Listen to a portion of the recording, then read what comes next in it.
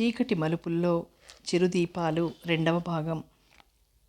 1వ భాగంలో మహేశ్వరి భర్త మరణించడంతో కూతుర్ని అల్లారుముద్దుగా పెంచుతుంది. ఇక మంజుల తల్లికి సర్ది చెప్పమని శ్యామలమ్మను, మేనత్త అయిన శ్యామలమ్మను కోరుతుంది. కథ కొనసాగుతుంది.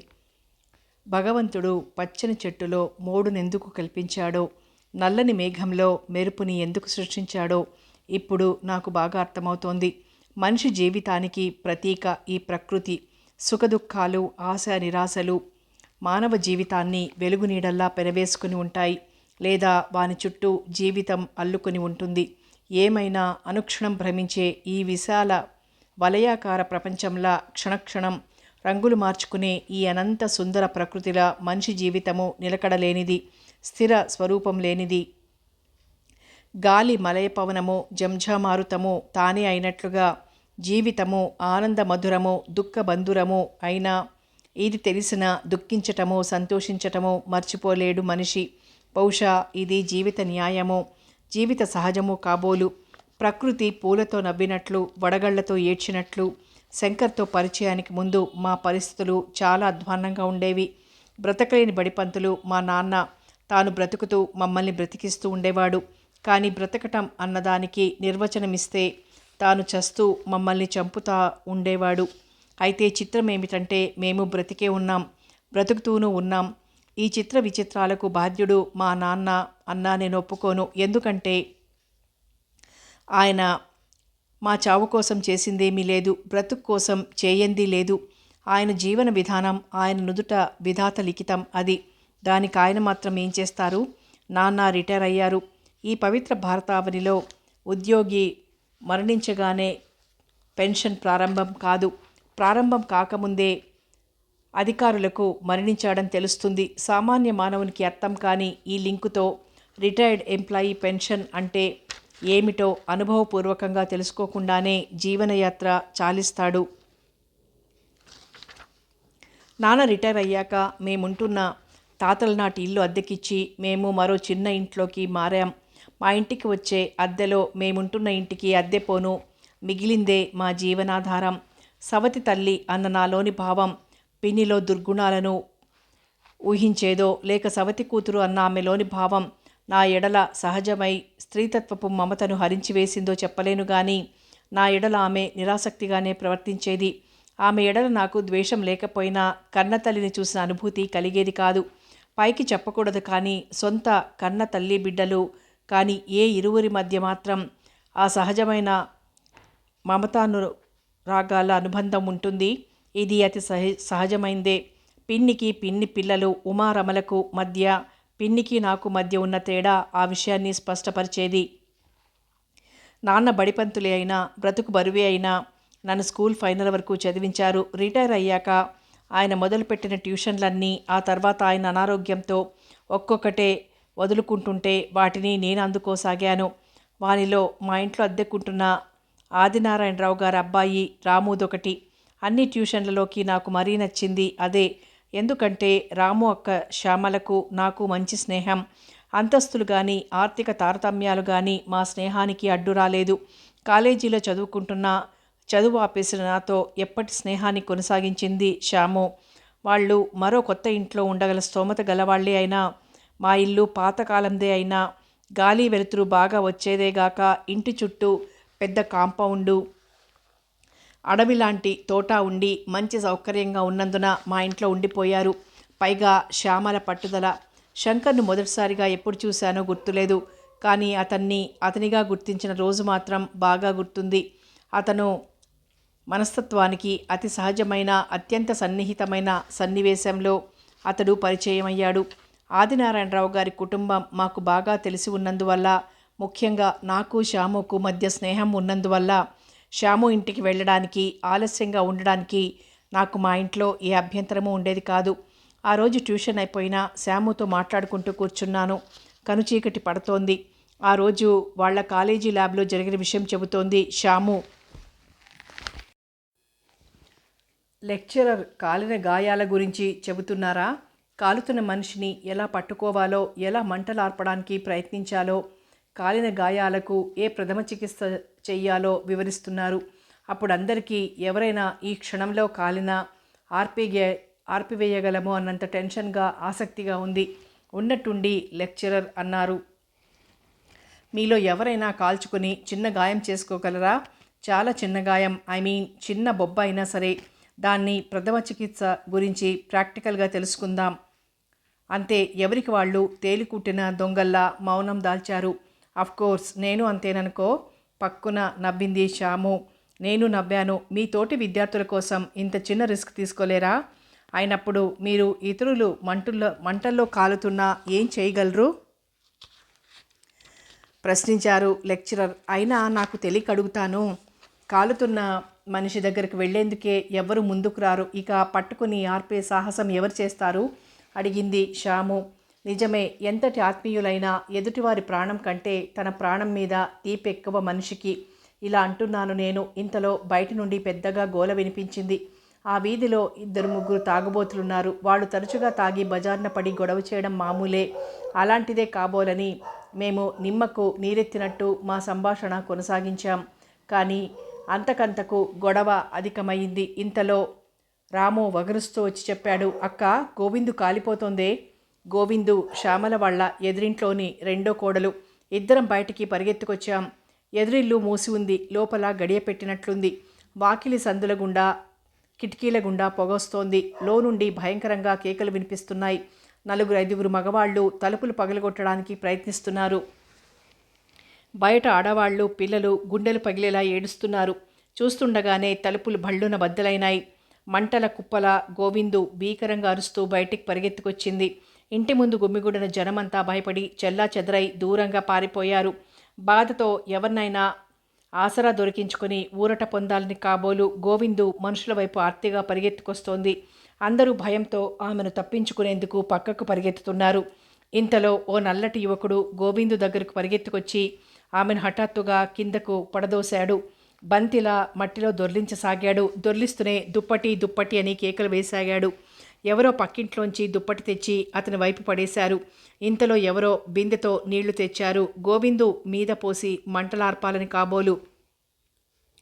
అది గమనించిన ఆ యువకుడు పేగులు తెగిపోయేలా అర్చాడు. నీళ్ళొద్దు, పోయకండి అని. ఆ గొడవలో ఎక్కడ వినిపించిందో అనే ఆదుర్దాతో కాబోలు అరుస్తూనే గోవిందుకు దుప్పటి చుట్టి మంటలు ఆర్పసాగాడు. మంటలు అంతరించిపోవడంతో దూరంగా స్థాణువుల్లా నిలబడిపోయిన వాళ్లల్లో చలనం వచ్చింది. క్షణంలో మళ్ళీ అందరూ చుట్టుముట్టారు. శిలలా నిలబడిపోయిన నేను కదిలి శ్యాము వైపు చూశాను. అది ఇంకా గుడ్లప్పగించి బొమ్మలా నిలబడి ఉంది. శ్యాము, శ్యాము అన్నాను తడుతూ. నిద్రలోంచి లేచిన దానిలా వెర్రిగా చూసింది. మేము కాస్త ఊపిరి పీల్చుకొని అటువైపు చూసేసరికి కదిలిపోతున్న అంబులెన్స్ కనిపించింది. నాకిక అక్కడ ఉండాలనిపించలేదు. ఏదో భయం లాంటిది ఆవహించింది. అంతకంటే గోవిందు వేసిన భయంకరమైన కేకలు, బాధతో అర్చిన హృదయ విదారకమైన అరుపులు నా కడుపులో పేగుల్ని కదిలించి వేయగా ఒక్క పరుగున ఇంటికొచ్చి చలి జ్వరం వచ్చిన దానిలా నిండుగా ముసుగు తన్ని పడుకున్నాను. రాత్రంతా కళ్ల ముందు ఎర్రని మంటలు నా చుట్టే మండుతున్నట్లుగా ఉన్నాయి. కానీ మధ్య మధ్యలో ఆ నల్లని యువకుని సాహసం, మానవత్వం చల్లని నీటి తెమ్మరలా హాయిగొల్పింది. 3 రోజుల తర్వాత కానీ నేను మళ్ళీ శ్యాము ఇంటికి వెళ్ళలేకపోయాను. గోవింద్కి ఎలా ఉంది అని అడిగాను శ్యాముని. బాగానే ఉంది. ప్రాణానికి ఏమీ అపాయం లేదట. కానీ చర్మం బాగా కాలిపోయింది. మనిషి అందవికారం కావచ్చు. పాపం, ఇంతకు ఎందుకంత సాహసం చేసింది? అదేమీ లేదట. తోడికోడలు పక్కింటి పేరంటానికి వెళ్తే గోవిందు తలుపులు వేసుకుని వంట చేస్తోందట. పొరపాటున అంటుకుంది అంతే. కానీ చిత్రం చూసావా శ్యాము? ఆ రోజు మనం అగ్ని ప్రమాదాల గురించే మాట్లాడుకుంటున్నాం. ఎంతటి ఆత్మీయులైనా ఎదుటివాళ్ల ప్రాణం కంటే తన ప్రాణం మీదే తీపి మనిషికి అనుకుని అపోహపడ్డాం. కానీ ఎంత చిత్రం! అతనెవరో గోవిందుకు ఎంత ఆత్మీయుడో తన ప్రాణాన్ని సైతం లెక్క చేయకుండా. అబ్బా, ఎంత సాహసం, ఎంత చిత్రం అన్నాను ఆశ్చర్యపోతూ. అదేం చిత్రం మహి? ఇది విను. అతను గోవిందుకు ఆత్మీయుడంటున్నావు కదూ? అదేం చిత్రం అంటున్నావు కదూ? కానీ అతను గోవిందుకు ఏమీ కాడు. అవును. గోవిందుతో ముఖపరిచయం కూడా లేదు. ఏమిటి? అవును. అతనెవరో కాదు, మా అన్నయ్య, మా కజిన్. నిజమా శ్యాము? అవును మహి. అన్నయ్య అంత సాహసం చేస్తుంటే నాకు గుండె ఆగినంత పనైంది. కాళ్ళు చేతులు ఆడలేదు. సమయానికి ఇంట్లో అమ్మా నాన్న కూడా లేరు. ఆ తర్వాత హాస్పిటల్కి వెళ్ళి చూసొచ్చాం. అన్నయ్యకు చేతులు కాలాయి. అబ్బా, పరాయి మనిషి కోసం. అన్నయ్య తత్వమే చాలా చిత్రమైంది. అన్నయ్య కాలిన చేతులు చూసి నాకు ఏడ్పు ముంచుకొచ్చింది. కోపంగా అన్నాను, ఏమిటి పిచ్చి పని? ఎవరికోసమో నువ్వెందుకు చేతులు కాల్చుకోవాలి అని. అనకూడదు, కానీ ఆ గోవింద్ స్థానంలో నువ్వే ఉంటే నేను చూస్తూ ఊరుకుంటానా అన్నాడు చిరునవ్వు నవ్వుతూ. కానీ నేను లేనుగా అన్నాను కోపంగా. లేకపోవచ్చు. ఆ గోవిందుకు అన్న ఉంటే అతని హృదయం కూడా నా చెల్లి గురించి నేను తాపత్రయపడ్డట్లే పడుండేది. చాలే అన్నాను. అయినా చేతులు కాలిన నన్ను గురించి ఇంతగా బాధపడుతున్నావు.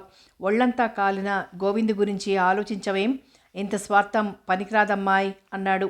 నాకేం స్వార్థం లేదు. గోవిందు గురించి కూడా నాకు బాధగానే ఉంది. కానీ రక్త సంబంధం ఉన్నవాళ్ల విషయంలో ఉన్న ఆదుర్ద ఇతరుల విషయంలో ఎందుకుంటుంది? ఇది మానవ సహజం అన్నాను. గోవింద్తో మాత్రం నీకు సంబంధం లేదా? ఉంది. అందరం మానవులం కావడమే ఆ సంబంధం అన్నాడు. మా అన్నయ్యది ఓ రకం పిచ్చిలే అని ముగించింది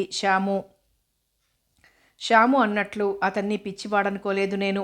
ఆ కనుచీకటి పడుతున్న వేళ మండుతున్న అగ్నిగోళం లాంటి గోవిందును సంధించి వదిలిన బాణంలా రెవ్వున పరిగెత్తుకొచ్చి పట్టుకొని దొర్లిస్తున్న ఆ నల్లని యువకుడు, అతని ముఖంలోని ఆదుర్ద, చేతుల్లోని చురుకుదనం, గుండెలు పగిలేలా దుప్పటి అని అరిచిన అరుపులు, నీళ్లబిందెను చూసి అతను ప్రాణం పోయేలా పెట్టిన కేకలు నా జీవితంలో నేనెన్నడూ చూడని ఓ అద్భుత దృశ్యంలా, మానవుడంటే అర్థం చెప్పే నిర్వచనంలా నా హృదయంలో నిలిచిపోయాయి. అతను గోవిందుకేమీ కాడు, అసలేమీ కాడు. ముఖపరిచయం కూడా లేదు. ఎంత ఆశ్చర్యం! అతను శంకర్ తరచుగా శ్యాము వాళ్ళింటికి వస్తుంటాడట. నువ్వు చూసే ఉంటావు అంది శ్యాము. నాకైతే అతన్నెప్పుడూ చూసిన జ్ఞాపకం లేదు. పైగా అతనంత గుర్తుంచుకోదగినంత పెద్ద పర్సనాలిటీ కూడా కాదు. బాగా నలుపు, పొడగరి కూడా కాదు. దూరానికి ఇంతే కనిపించింది. ఆ సంఘటన జరిగాక, శ్యాము మాటలు విన్నాక ఆ సౌజన్యమూర్తితో పరిచయం చేసుకోవాలనిపించింది. అంతవరకు పరాయి మగవారితో, ముఖ్యంగా యువకులతో మాట్లాడే అలవాటు నాకు లేదు. అయినా అతనితో 2 మాటలు మాట్లాడాలనే తపనను చంపుకోలేకపోయాను. నెల రోజుల తర్వాత కానీ నాకు ఆ అదృష్టం కలగలేదు. ఆ రోజు ఆదివారం. శ్యాము ఇంట్లోనే ఉంటుందని మధ్యాహ్నమే వచ్చాను. నేనొచ్చేసరికి శ్యాము గదిలో ఎవరిదో మగవారి గొంతు వినిపిస్తోంది. బయటే నిలబడి పిలిచాను. అది బయటకు రాకుండా, రారా, నీ మహాత్ముడే ఇక్కడున్నది అంది. మహాత్ముడా? గదిలోకి తొంగి చూశాను. శ్యాము మంచం మీద నల్లటి యువకుడు, 2 చేతులు దూరంగా బార్లా చాపి వెల్లకిలా పడుకుని ఉన్నాడు. 2 అరచేతులు జాజు పూసినట్లుగా ఎర్రగా ఉన్నాయి. అతనే. శ్యాము బత్తాయి పండు తొనలు ఒలిచి పెడుతోంది. నేను తొంగి చూడటం చూసి అతను చటుక్కున లేచాడు. రారా మహి అంది శ్యాము. నేను బిడియంగా లోపలికి వెళ్ళాను. కూర్చోబోయ్ అంది. నేను కుర్చీలో కూర్చున్నాను. ఇదిగో ఈయనే అగ్నిమాపక దళం మహాత్ముడు ఎగతాళిగా అంటూ కిలకిల నవ్వింది శ్యాము. ఈమె గారు మహేశ్వరి, నా ప్రాణేశ్వరి, సారీ ప్రాణ స్నేహితురాలు అని పరిచయం చేసింది. నేను కళ్ళెత్తి అతని వైపు చూసి నమస్తే అన్నాను. అతని కళ్ళు నా నుదుటి మీద నిల్చున్నాయి. నమస్తే అంటుంది రోయ్ అంది శ్యాము. తొట్రుపడి నమస్తే అన్నాడు. అంటూనే చూపులు మరల్చుకున్నాడు. అతడు చూపులు మార్చుకోవడం చూసి నేను ధైర్యంగా అతన్ని చూశాను. నల్లటి నలుపు, ఉంగరాల జుట్టు, లావైన ఎర్రని పెదవులు, నల్లటి ముఖంలో మరీ తెల్లగా మెరిసే పలువరస, పొడవు పొట్టి కాని శరీరం, ఏ ప్రత్యేకత లేని అతి సాధారణ రూపం. అతనిలో ప్రత్యేకతే వెతుక్కోవాలంటే అది అతని నల్లని రంగే అవుతుంది. పైగా వదులు ప్యాంటు, పొట్టి షర్టు. నిన్ను చూడాలని చాలా ఉబలాట పడింది అన్నయ్య మహేశ్వరి అన్న శ్యాము మాటలతో ఉలిక్కిపడ్డాను. అంత ప్రత్యేకత నాలో ఏముంది? స్పోర్ట్స్మన్నో సినిమా యాక్టర్నో కూడా కాదే అన్నాడు చిరునవ్వుతో. ఆ రోజు నువ్వు చేసిన ఫీట్స్ చూసిందిలే అంది శ్యాము. ఓహ్ అలాగా అంటూ తేలిగ్గా కొట్టిపారేశాడు. అలా కొట్టిపారేయకు మరి. ఆంజనేయుల వారి బలం ఆయనకే తెలియనట్టుగా నీ గొప్ప నీకు తెలియదులే. ఇదిగో ఈ మహాతల్లి కనిపెట్టింది. అది ఆమె సహృదయం అంతే అన్నాడు. నిజంగానే మెచ్చుకుంటున్నట్లు వీడి పోజు అని మెల్లగా గొణుక్కుంది శ్యాము. శ్యాము గొణిగింది నా అభిప్రాయం కూడా అని అతనెక్కడ అనుకుంటాడో అనే భయంతో గొంతు పెగిల్చుకొని అన్నాను. ఆ రోజు మీరు చూపిన సాహసం చాలా ప్రశంసనీయమైంది. అక్కడ అంతమంది గోవిందు ఆత్మీయులున్నా ఎవ్వరూ ముందుకు రాలేదు. చాలామంది వచ్చారు, కానీ ఆమె నాకు దొరికింది అంతే. అదే మీ దృష్టిలో సాహసమైపోయింది అన్నాడు. తను చేసిన సాహసాన్ని సాహసంగా అంగీకరించకుండా తేలిగ్గా కొట్టి పారేస్తున్న ఆ యువకుడి ధోరణి ముచ్చటేసింది నాకు. మీ చేతులకు బాగా గాయమైందనుకుంటానో అన్నాను పరామర్శగా. నిప్పు మరి తెలిసి తాకినా తెలియక తాకినా కాల్చకుండా ఆగదు అంది శ్యాము. చెల్లెలి మాటలకి నవ్వుతూ, గోవిందు గారికి బాగా కాలింది, మీరు చూశారా అని అడిగాడు నన్నుద్దేశించి. నాకు చాలా సిగ్గు వేసింది. మంటలార్పిన మనిషి సాహసాన్ని మెచ్చుకునేందుకు చూపిన ఉబలాటాన్ని ఆ మంటలకు గురై ప్రాణాపాయ స్థితిలో ఉన్న ఆ అభాగ్యురాలి ఎడలా చూపలేకపోయాను. నన్ను రక్షిస్తున్నట్లుగా అంది శ్యాము. దానికి కాలిన వాళ్ళని చూడాలంటే భయంలే. అతను చటుక్కున చేతుల్ని వెనకపెట్టుకున్నాడు. నేను శ్యాము ఒకరి ముఖాలొకరం చూసుకుని చిన్నబోయాం. సున్నిత మనస్కులు బాధల్ని చూసి భరించలేరు అన్నాడు. ఎవరు సున్నిత మనస్కులు? శ్యాము వెళ్ళొస్తానంటూ హఠాత్తుగా లేచాను. వెళ్ళొస్తానండి, నమస్తే అంటూ నమస్కార సూచకంగా తల వంచి తలుపు వైపు కదిలాను. నాకు వీపు చేయగానే వెనకనున్న చేతుల్ని చటుక్కున ముందుకు లాక్కుని చరచరా బయటకు వెళ్ళిపోయాడు. అన్ని విధాలా అతని ముందు నేను అల్పురాలిగా బయటపడిపోయాను అనిపించింది. ఇంటికి వెళ్ళాక అద్దంలో పరీక్షగా నా నుదురు చూసుకున్నాను. నుదుటిలో ఏ అవకరము లేదు. అందరు ఆడపిల్లల్లాగా నున్నగా అందంగానే ఉంది. బహుశా చలువరేకులా ఉన్న ఆ నుదుటి మీద పొదిగిన పగడంలా మెరవ్వలసిన కుంకుమరేఖ లేకపోవడాన్ని అతడంత దీక్షగా పరికించి ఉంటాడు. నిర్వేదమైన చిరునవ్వొక్కటి పెదవుల మీదికి తన్నుకొచ్చింది. వేళ్లతో బోసిపోయిన నుదురు రాసుకున్నాను. మహి, నీకు రహస్యం చెప్తాను, ఎవరికీ చెప్పవు కదూ రహస్యంగా అంది శ్యాము. మనిద్దరి మధ్య ఉన్న అనుబంధాన్ని దోచుకునే మూడో మనిషి ఎవరూ లేరే అన్నాను. ఆ విషయం నాకు తెలుసు, కానీ విషయం అలాంటిది. ఏదైనా తప్పు చేశావా ఆదుర్దాగా అడిగాను. నసుగుతూ చెప్పింది, తప్పే అనుకో, కానీ చాలా మధురమైన తప్పు. చూసేవాళ్లకు తప్పుగా కనిపించేది, చేసేవాళ్లకు ఒప్పుగా అనిపించేది. ఏమిటో అంత విచిత్రమైన తప్పు? తిట్టవు కదా గోముగా అడిగింది శ్యాము. నవ్వాను. బాగుందే, తప్పని తిడతారని తెలిసే చేశావన్నమాట. బాగుంది. అది కాదు మహి, కొన్ని తప్పులు తెలిసి కూడా చేస్తుంటాం. మరి అది మనలోని బలహీనతో, ఆ కొన్ని తప్పుల్లోని ఆకర్షణో చెప్పలేం. సర్లే, సగం అర్థమైంది, మిగిలింది చెప్పు. అర్థమైతే ఇంకెందుకు చెప్పడం బొంగముతి పెట్టింది శ్యాము. నీ నోటి మీదుగా విందామని. నా నోటి మీదుగా చెప్పే ముందు నీ చెవి పనిచేస్తుందో లేదో చూద్దాం అంటూ నా చెవి పట్టుకుంది శ్యాము. నవ్వుతూ చెవి వదిలించుకున్నాను. అలా గుడిదాకా వెళ్ళొద్దాం రా అంటూ బయలుదేరదీసింది. ఇద్దరం గుడికి వెళ్ళి దైవదర్శనం చేసుకుని ప్రసాదం తీసుకుని మెట్ల మీద కూర్చున్నాం. మహి, మనం రహస్యంగా మాట్లాడుకోవడానికి అంత ఇల్లు తోట ఉండగా ఇలా గుడికి ఎందుకు తీసుకొచ్చానో తెలుసా? నా మనసులోని ఉద్దేశం దైవ సాన్నిధ్యంలో చెప్పాలని, పరిహాసంగా కాకుండా ఆ విషయానికి పవిత్రతని ఆపాదించాలని, ఈ దేవుడు సాక్షిగా నిలిచి ఆశీర్వదించాలని. శ్యాము ధోరణి చూస్తుంటే విషయం చాలా గంభీరము దృఢము అయిందనిపించింది. శ్యాము చాలా దూరదృష్టితో పట్టుదలతో ఉందనిపించింది. చిలిపి శ్యామల అలా హుందాగా గంభీరంగా మాట్లాడుతుంటే ముచ్చటగా గర్వంగా చూశాను. మన విశ్వాసానికి దేవుడెప్పుడు అండగా ఉంటాడు శ్యాము అన్నాను, శ్యాము చెయ్యి మృదువుగా నొక్కుతూ. ఆ విశ్వాసం నాకుంది మహి, అందుకే ఇంత సాహసానికి పూనుకున్నాను అంది. ఇంతకు ఎవరా అదృష్టవంతుడు? విశాలంగా విప్పారిన శ్యాము కళ్ళు బరువుగా వాలిపోయాయి. వాలిన ఆ కనురెప్పల నీలి నీడల్లో సిగ్గు ముద్దుగా దోబూచులాడింది. శ్యాము వేళ్ల నడుమ నలిగిపోతున్న మందార రేకులతో పోటీ పడేలా ఎర్రబడిన ఆమె బుగ్గలను చూసి నవ్వాను. కళ్ళెత్తి ఓసారి చూడు, ఎదుట ఉన్నది నేను, మహేశ్వరిని. చురుగ్గా కళ్ళెత్తి చిరుకోపంగా అంది. చాలు, ఆ విషయం నాకు తెలుసు. మరి చెట్టున పూయవలసిన ఆ మందారాలు నీ బుగ్గల్లో ఎందుకు పూచినట్టో పక్కున నవ్వింది శ్యాము. ఈ మధ్య సినిమాలు ఎక్కువగా చూస్తున్నట్లుందే అంది. ఏం లేదు, ఇదేదో సినిమా డైలాగ్లా ఉంటేనో అని మళ్ళీ నవ్వింది. శ్యాము, ఎంత స్వచ్ఛంగా నవ్వగలవే. భగవంతుడనేవాడే ఉంటే నీ ఈ నవ్వులకు ఎలాంటి అవరోధమో కలిగించడు మనస్ఫూర్తిగా అన్నాను. మహి, శ్యాము కళ్ళల్లో పల్చటి కన్నీటి పొర కదిలింది. మహి, మంచి మనసుతో నువ్వన్న ఈ మాటలు నాకు ఆశీర్వాదం కావాలి, అవుతాయి కూడా అంది గద్గద స్వరంతో. నా మాటలు నెరవేరాలని కాకపోయినా తన ప్రేమను ఇంత పవిత్రంగా విశ్వసిస్తూ అది నెరవేరాలని ఇంత హృదయపూర్వకంగా కోరుకుంటున్న శ్యాము ఆశ తప్పక తీరాలని నేను దైవాన్ని ప్రార్థించాను. కాసేపు మరేమీ మాట్లాడలేదు శ్యాము. హరిది మా కులం కాదు అంది హఠాత్తుగా. ఉలిక్కిపడ్డాను. హరి అంటే శ్యాము మనసు దోచుకున్న అదృష్టవంతుడు కాబోలు. మరి అతని కులం వేరైతే? నా మనసు భయంగా ఊగిసలాడింది. నా మనసులో ఆందోళన బయలుదేరింది.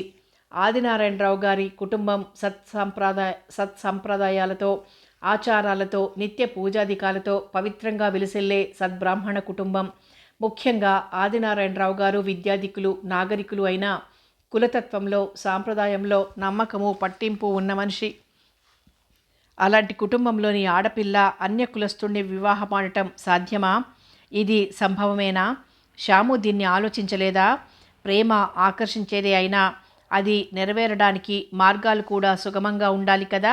ఏమిటి ఆలోచిస్తున్నావు? అడిగింది శ్యాము. ఏమీ లేదు. మీ నాన్నగారి సంగతి తెలిసి నాకు తెలుసు, కానీ ప్రేమకు తెలీదు అంది. ప్రేమ ఎక్కడిదో కాదు, నీలో ఉత్పన్నమైందే. నీకు తెలిసిన విషయం దానికి మాత్రం ఎందుకు తెలియదు అని అడిగాను. మహి, ఇలా అంటున్నానని ఏమీ అనుకోకు. ప్రేమ గురించి నీకు అనుభవం లేదు. అది మన చెప్పు చేతల్లో లేనిది. ఎప్పుడో ఏ మధుర క్షణానో హృదయాకాశంలో మెరుపులా ఉదయించి హృదయమంతా మధురిమ నింపుతుంది. కానీ మెరుపులా అది క్షణికమైంది కాదు, భగవంతుడిలా శాశ్వతమైంది. సిరిమల్లెలా విరిసి హృదయమంతా సౌరభపూర్ణం చేస్తుంది. కానీ మల్లెలా అది వాడదు. ప్రకృతిలా అది నిత్యమైంది. కులాన్ని, మతాన్ని, అంతస్తును ఆలోచించి కలిగేది ప్రేమలా అవుతుంది? అప్పుడు ప్రేమకింత ఆకర్షణ, ఆధిక్యత ఉండేవి కావు. ప్రేమ గురించి ఇన్ని విషయాలు ఎప్పుడు తెలుసుకున్నావు? ఆశ్చర్యంగా అడిగాను. సిగ్గుపడిపోయింది శ్యాము. కాసేపటికి సిగ్గు నుండి తెప్పరిల్లి అంది. ప్రేమకు నిర్వచనం ఎక్కడా లేదు, ఎవరూ చెప్పలేదు. మనసులో పుట్టి పరిణితి నొందిన ప్రేమ అదే మనకు పాఠాలు నేర్పుతుంది. సరే, మరేం చేయాలనుకున్నావు? ఏమీ అనుకోలేదు, కానీ ఒకటి మాత్రం నిజం. మా మధ్యనున్నది కేవలం ఆకర్షణ కాదు, మోజు కాదు, ప్రేమే. దాన్ని ఎవ్వరూ ఛిద్రం చేయలేరు ఆవేశంగా అంది శ్యాము. ఏమీ అనుకోకపోతే పెళ్ళి దానంతటదే అవుతుందా? నవ్వింది శ్యాము. ఆలోచించాలి. పోనీ ఇది చెప్పు, నాకెందుకు చెప్పావు? నా 2 చేతులు తన చేతుల్లోకి తీసుకుంది శ్యాము. తీయగా నవ్వుతూ, నువ్వు నా ప్రాణేశ్వరివి, మహేశ్వరివి. నా ప్రాణేశ్వరుని గురించి నీకు తెలుపకపోవడం చాలా అన్యాయం అనిపించింది అంది. నేను నవ్వాను. నీకు చెప్పాలనుకుంటూనే చాలా ఆలస్యం చేశాను. నువ్వు ఈ విషయంలో నాకేమీ సహాయం చేయలేవని నాకు తెలుసు. అయినా నీకు చెప్పకుండా ఉండలేకపోయాను అంది. నా కళ్ళు చెమర్చాయి. శ్యాము, నేను చాలా ఆసక్తురాలిని. నీకే విధంగానూ ఉపయోగపడలేని దాన్ని. ఏమిటా మాటలు? స్నేహానికి అర్థం ఉపయోగపడటమా? కాదు. నీకు చెప్పాక నా హృదయం ఎంత తేలిగ్గా ఉందో తెలుసా? స్నేహం అంటే ఇదే. నిట్టూర్చాను. ఆ తర్వాత హరిని గురించి చాలా విషయాలు చెప్పింది శ్యాము. ఒక్క కులంలో తప్ప అన్ని విధాలా శ్యాము కంటే అధికుడే హరి. కానీ ఆదినారాయణరావు గారు వేలు పెట్టి చూపేది అతని బలహీనత వైపే. మరి రాను రాను మా పరిస్థితులు మరీ దిగజారిపోయాయి. ఉమారమ పెరిగి పెద్దవాళ్ళవుతున్నారు. తిండి, బట్ట, చదువు, ఇలా ప్రతి విషయంలో వాళ్ళ ఖర్చులు కూడా పెరిగి పెద్దవవుతున్నాయి. నాన్న అనారోగ్యం, పిన్ని అసంతృప్తి కూడా వాటితో పాటు పెరిగిపోతున్నాయి. ధరలు, బరువులు మరీ పెరిగాయి. పరిగెందల్లా ఆదాయం ఒక్కటే. సంపన్నత్వం నాకు అనుభవం లేదు. కనీస అవసరాలకు కూడా కటకటలాడే పరిస్థితిని, పేదరికం అంటే నేను చిన్నప్పటి నుండి చాలా పేదరికాన్ని అనుభవించాననే చెప్పాలి. పిన్ని ఏటా కాన్పు, పుట్టిన పిల్లలు గిట్టటం, అనారోగ్యం, మందులు, మాకులు, వీటితోనే నాన్న సంపాదనంతా హరించుకుపోయేది. కూలీ నాలి చేసుకునేవాళ్ల పేదరికం చాలా హాయి అయినది. ఉంటే తింటారు, లేదా లేదు. వాళ్ల పేదరికం బహిరంగమైనది, అందరికీ తెలిసినది. మధ్యతరగతి పేదరికం మహాఘోరమైనది. రెండో కంటికి తెలియకుండా గుంభనంగా అనుభవించవలసినది. పేదరికం అనుభవించటం కంటే దాన్ని రహస్యంగా దాచుకోవాల్సిన పరిస్థితి చాలా దయనీయమైనది. ఈ దయనీయమైన మధ్యతరగతి పేదరికం నుండి నా కుటుంబాన్ని తప్పించాలని ఎప్పుడూ ఆలోచించేదాన్ని, ఆశించేదాన్ని. కానీ దానికి ఏం చేయాలో నాకు తోచేది కాదు. అలాంటి పరిస్థితుల్లో శ్యాము అంది, నువ్వెందుకు ఉద్యోగం చేయకూడదు అని. ఆ ప్రశ్న నాలో అంతులేని ఆశ్చర్యాన్ని కలిగించింది. నేనేమిటి ఉద్యోగం చేయటమేమిటి? ట్యూషన్లు చెప్పటానికే నాన్నను ఒప్పించేసరికి తాతలు దిగి వచ్చినంత పనైంది. అదే చెప్పాను శ్యాముతో. ఉద్యోగం చేయడం పెద్ద నేరంలా మాట్లాడతావేమిటి? సోమరిగా గడపడం కంటే ఒక పనిలో ఉండటం ఎంత గౌరవనీయమైందో తెలుసా? సోమరిగానా? కాకపోతే నువ్వు చేస్తున్న పనేమిటి? మీ పిన్ని పుణ్యమా అంటూ ఇంట్లో నీకు పనేమీ లేదు, చదువు లేదు, ఉద్యోగం లేదు, సంసారం లేదు. 1 గంట ట్యూషన్లు చెప్పడంతోనే నీ జన్మ సార్థకమైనట్లు మురిసిపోతున్నావు అంది. అంతకంటే ఏం చేయగలను? అనుకుంటే ఏమైనా చెయ్యొచ్చు. చిన్న ఉద్యోగం సంపాదించుకుని ఇబ్బందుల నుంచి కొంచెమైనా బయటపడొచ్చు. పెళ్లి చేసుకుని పిల్లా పాపలతో సుఖంగా ఉండొచ్చు. శ్యాము అన్నాను. ఉలిక్కిపడింది శ్యాము. 2 నిమిషాల వరకు భయంకరమైన నిశ్శబ్దం రాజ్యం చేసింది మా మధ్య. తప్పు చేసిన వాళ్ళల్లా అలా ఒకరి ముఖాలు ఒకరం చూసుకోవడానికి భయపడ్డట్లుగా మౌనంగా ఉండిపోయాం. ఆ తర్వాత మెల్లని స్వరానంది శ్యాము. మహి, నేనేమైనా తప్పుగా మాట్లాడితే నన్ను క్షమించు. కానీ మంచికో చెడుకో అనాలోచితంగానో ఆలోచితంగానో నా నోటి నుండి ఈ మాటలొచ్చాయి. దానిమీద నువ్వు ఎందుకు ఒకసారి ఆలోచించకూడదు? తెగి కింద పడిన కాయ మళ్ళీ కొమ్మకు అతుక్కోదు శ్యాము అన్నాను నిర్లిప్తంగా. అతుక్కోకపోవచ్చు, కానీ పక్వం చేసుకొని పండుగ మార్చుకునే అవకాశం ఉండవచ్చు. అయితే తెగిపడిన ప్రతి కాయకు ఆ అవకాశం లేదు. నా చెయ్యందుకుంది శ్యాము. లేదేమో కానీ అవకాశం ఉన్న కాయల్లో ఇది ఒకటి ఎందుకు కాకూడదు? నా కళ్ళల్లోకి ఆశగా చూస్తూ అంది శ్యాము. నా కళ్ళు తొట్రుపడ్డాయి. కనురెప్పలు పెనుగాలికి కొమ్మల్లా వాలిపోగా లేచి వస్తానంటూ ఇంటికొచ్చేశాను. ఇంటికొచ్చాక శ్యాము నా ముందు పెట్టిన 2 విషయాలను గురించి ఆలోచించాను. శ్యాము అన్నట్లు 2 విషయాలు నేను ఆలోచించవలసిన అవసరం గలవే అయినా నేను ఆలోచించడానికి కూడా అవకాశం లేనివి, చాలా అసంభవమైనవి. నేను ఉద్యోగం చేయడాన్ని నాన్న అంగీకరిస్తారన్నది చాలా అనుమానాస్పదమైన విషయం. నేను ట్యూషన్లు చెప్పడానికే ఆయన అతి కష్టం మీద అంగీకరించారు. నేను నలుగురిలో తిరగకూడదన్నది ఆయన అభిమతం కాకపోయినా నేను సంపాదించడానికి తన అసమర్థతకు లోకం లింకు వెతుకుతుందని ఆయన భయం. అయినా ఈ నాగరిక ప్రపంచంలో ఉద్యోగం గురించి నిర్వచించాలంటే అత్యంత అవసరమైనది, అందనిది ఉద్యోగం. ఫస్ట్ క్లాస్లతో డబుల్ డిగ్రీలు పొందిన వాళ్లకే గగన కుసుమాలైన ఉద్యోగాలు, డబ్బు, డిగ్రీ, పలుకుబడి లేని నా వరకు ఎలా వస్తాయి? ఇక వివాహాన్ని గురించి ఆలోచించడానికి కూడా హాస్యాస్పదంగా ఉంది. సౌభాగ్యాన్ని కోల్పోయిన స్త్రీ తాబిలేని గడ్డి పువ్వు వంటిది. ఏ అనుభూతికి నోచుకోక అలా వాడి రాలిపోవలసిందే. రాలిపోయిన కుంకుమ వాడిపోయిన కుంకుమ వంటిది. అది తిరిగి చిగురిస్తుందనుకోవడం వెర్రి భ్రమ. ఆ రోజు సాయంకాలం శ్యాము ఇంటికి నేను వెళ్ళేసరికి ఇంట్లో ఎవరూ లేరు. అతను శంకర్ ఒంటరిగా వరండాలోని పేము కుర్చీలో కూర్చుని ఏదో పిల్లల పత్రిక చదువుతున్నాడు. నన్ను చూసి చిరునవ్వు నవ్వి నమస్తే అన్నాడు. అతను ఒళ్ళో చేతులుంచుకొని పైన పుస్తకాన్ని అడ్డు పెట్టుకోవడం నా దృష్టిని దాటిపోలేదు. నేను ప్రతి నమస్కారం చేసి మీ చేతులు బాగుపడ్డాయనుకుంటాను అన్నాను. బాగుపడ్డాయన్నట్లు తల ఊపాడు, కానీ చేతుల్ని తీసి చూపలేదు. కూర్చోండి అన్నాడు. మళ్ళీ నా స్నేహితుల ఇంట్లో నాకు మర్యాద చేయడానికి వీడెవరని అనుకోకండి. ఇంట్లో ఎవరూ లేరు, అందుకని నేనే అన్నాడు నవ్వుతూ. అప్పుడు గుర్తొచ్చింది నాకు నిన్న శ్యాము రేపు మా బంధువులింటికి పేరంటం వెళ్తున్నాం అన్న విషయం. నేను నవ్వి కూర్చుంటూ అన్నాను, ఆదినారాయణరావు గారు, రాము కూడా లేరా? బాబాయ్ బయటకు వెళ్ళినట్లున్నారు. నేను వచ్చినప్పుడు రాముగాడు ఉన్నాడు, కానీ నేను రాగానే ఇంటి బాధ్యత నాకు అప్పగించి టీచర్ వచ్చే లోపల ఓ ఆట ఆడొస్తానంటూ పరుగు తీశాడు. ఎవరూ లేరనేసరికి అతని ముందు ఒంటరిగా ఉండాలంటే కాస్త ఇబ్బందిగా అనిపించింది. నా ఉద్దేశాన్ని అతను పసిగట్టినట్లున్నాడు. ఇంటి కాపలా బాధ్యత మీరు వహిస్తానంటే నాకు పనుంది, అలా వెళ్ళొస్తాను. నేను బయటపడిపోయినందుకు సిగ్గుపడ్డాను. అంత బరువైన బాధ్యత నేను మోయలేనులేండి, మీకు సహాయపడమంటే పడతాను అన్నాను. మీకు మాటలొచ్చే అంటూ ఆశ్చర్యపోయాడతను. ఆశ్చర్యం నటించాడో మరి.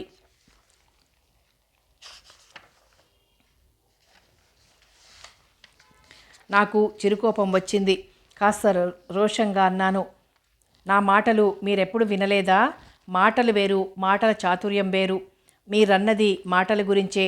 అతను హాయిగా నవ్వేస్తూ, ఇదేమిటి మనం పోట్లాటలోకి దిగినట్లున్నామే అన్నాడు. నాకు ఆశ్చర్యం వేసింది. నేను మగవాళ్లతో మాట్లాడటమే అరుదు. అంతగా పరిచయం లేని అతనితో ఇంత చొరవగా మాట్లాడటమే కాకుండా చనువుగా పోట్లాడేస్తున్నాను. తల వంచుకుని నవ్వుకుంటూ, మీరే దింపారు అన్నాను. సారీ అన్నాడు. అతను కాసేపు తల పైకెత్తి వాసాలు లెక్క పెట్టాడు. తర్వాత గోడల మీద క్యాలెండర్లు పరిశీలించాడు. ఆ తర్వాత అన్నాడు, ఏమిటి మీరు మౌనం వహించారు? మాట్లాడితే కొట్లాడతానని భయమా? నాకు నవ్వాగింది కాదు, బలవంతాన ఆపుకుంటూ అన్నాను. పిల్లల కథలంటే మీకిష్టమా? అతడు ముందు ఆశ్చర్యపోయాడు. తర్వాత తన ఒళ్ళోని పుస్తకం చూసుకొని నవ్వుతూ, ఓ అదా, రాము వెళ్తూ వెళ్తూ ఈ పుస్తకం నాకిచ్చి తను వచ్చేలోపున చదివి చెప్పడానికి కథలు సిద్ధం చేసుకోమని ఆర్డర్ జారీ చేసి మరీ వెళ్ళాడు అన్నాడు. రాముకు కథలంటే చాలా ఇష్టం అన్నాను. అయితే మీరు రోజు పాఠాలు చెప్పటం లేదన్నమాట. అంటే నా కనుబొమలు ముడిపడ్డాయి. రాముకు కథలిష్టమని పాఠాలే కథల్లా చెప్తుంటాను అన్నాను చురుగ్గా. అతను మెరుపులా నవ్వుతూ ఏదో అనబోయాడు. అయితే అంతలో రాము వచ్చేశాడు. మీ అన్నయ్య చాలా మంచివాడనుకున్నాను, ఏం చెడ్డవాడని నిరూపించుకున్నాడా? అంది శ్యాము. చాలా కొంటెవాడు. ఏం కోతి పనులేమైనా చేశాడా? వాడికి కొండముచ్చని ముద్దు పేరుందిలే. నవ్వొచ్చింది నాకు. అదేం లేదంటూ జరిగింది చెప్పాను. అప్పుడే చెప్పాను కదా, వాడు నువ్వనుకుంటున్నంత మంచివాడు మహాత్ముడు కాడని. వాడికి అన్ని దుర్గుణాలు ఉన్నాయి మరి, చిరాకు నటిస్తూ అంది శ్యాము. కొంటెతనం దుర్గుణం కాదులే అన్నాను. ఎందుకో శంకర్ను దుర్మార్గుడంటే ఓర్వలేకపోయింది మనసు. దుర్గుణం కాదు గాని దుర్గుణాల్లో ఒకటి. నీ మొహం, అంతా ఒకటే నువ్వు చెప్పేది. నవ్వాను. పోనీ కొంటెతనం ఏ గుణంలోకి వస్తుందో నువ్వే చెప్పు. ఇబ్బందిలో పడిపోయాను.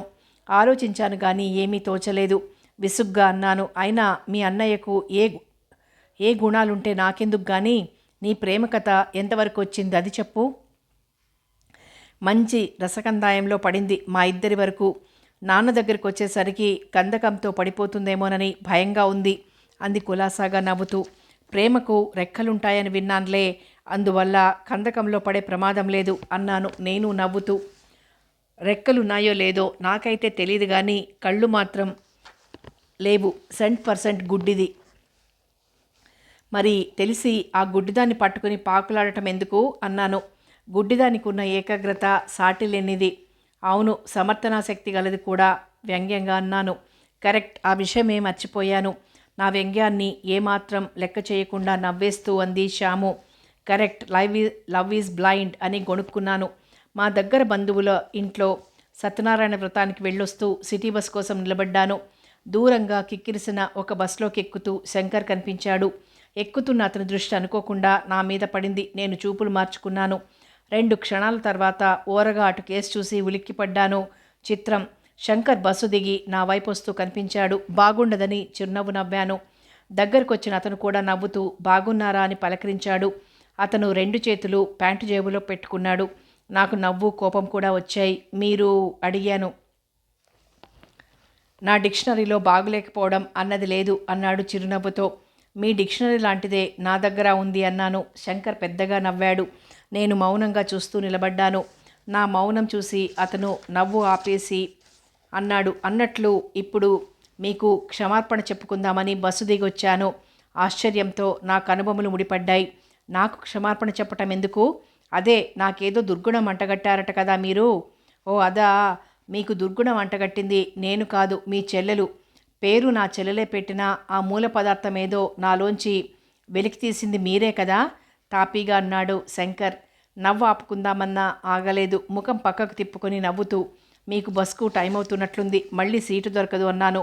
టికెట్ తీసుకున్నాను, పర్వాలేదు. సీటు దొరక్కపోదు. సీటు దొరక్కపోయినా పర్వాలేదు, వేళ్లాడగలను. నా నవ్వును కంటిన్యూ చేస్తూ అడిగాను, ఇంతకు ఎక్కడికి వెళ్తున్నారు? బస్సు బయలుదేరుతున్న సూచనగా హారన్ మోగింది. అర్జెంటుగా పక్క ఊరికి వెళ్తున్నాను, చాలా అర్జెంట్.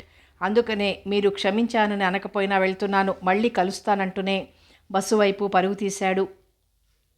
నేను అటువైపే చూస్తూ నిలబడ్డాను. చిత్రం, నేను చూస్తూ ఉండగానే బస్సులోకి ఎక్కిన శంకర్ తాపీగా దిగొచ్చాడు. మీరు క్షమించానని అనేంతవరకు బస్సు నన్ను ఎక్కనిచ్చేలా లేరు అన్నాడు నిరాశను నటిస్తూ. కారణం అది కాదని తెలుసు, అందుకే.